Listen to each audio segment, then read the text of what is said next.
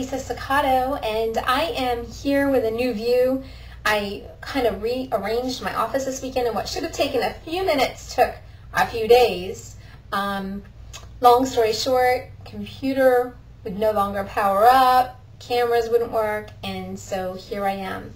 I had a little bit going on, but it kind of leads into my story a little bit. I was with a friend yesterday who, just after having breakfast, about 30 minutes after having breakfast, she was holding her stomach saying, "I am starving. I don't know what's wrong with me. I just want to eat all the time." And she said, "I'm always hungry," and even to the point that I might have the shakes. I feel like the shakes are coming on. And so it led me to go back to doing some research and going into my files, because back when I was losing my hair, I did a lot of research on stress.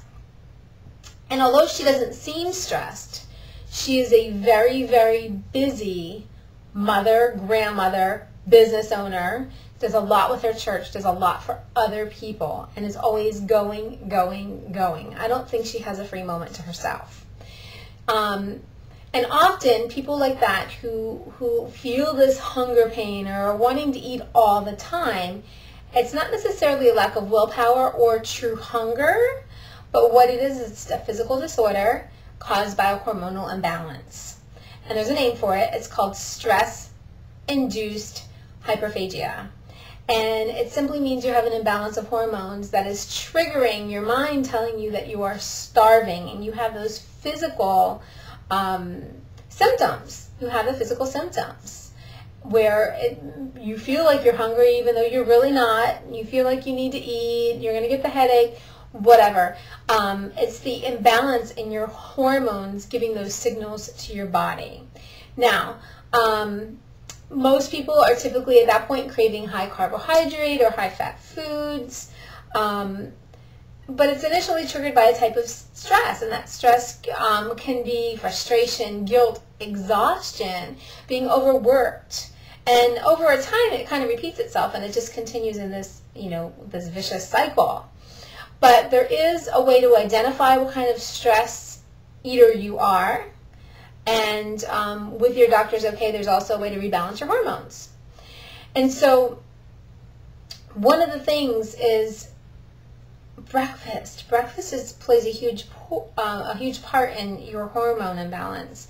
And if you are the kind of person that runs out and maybe doesn't eat breakfast, or just grabs a Starbucks or a coffee or a Danish and doesn't have that balance of protein and carbs, and we hear it all the time, that's what you need, that actually can play a huge part in the imbalance or the balance. If you eat properly, you're balancing out. If you're not eating properly, it could be out of whack and causing you to feel this way.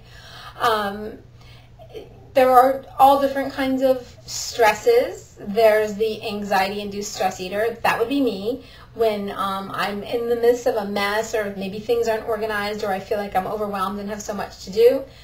I go for the chocolate or the Crunchers chips. That is my my comfort food. That is my anxiety stress food.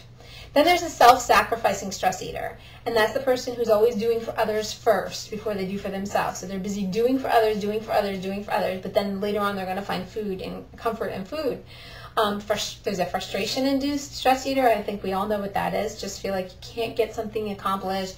It's just not going your way, and there you go. You eat again. And then there's the social stress eater, and there are people that are put in social functions that it causes them undue stress, and they end up just helping themselves off the hors d'oeuvre trays. So those are a couple of things. The balanced breakfast really is key, and what you can do through different various foods and different things is, whatever hormone is too high, you can lower it. Something that might be too low, you can raise it. Now here's a really key point. For people that are trying to lose weight, she's one of them, although she's beautiful just the way she is. But I know she's wanting to lose weight and feels like she can't. Nothing she's tried will help her lose weight.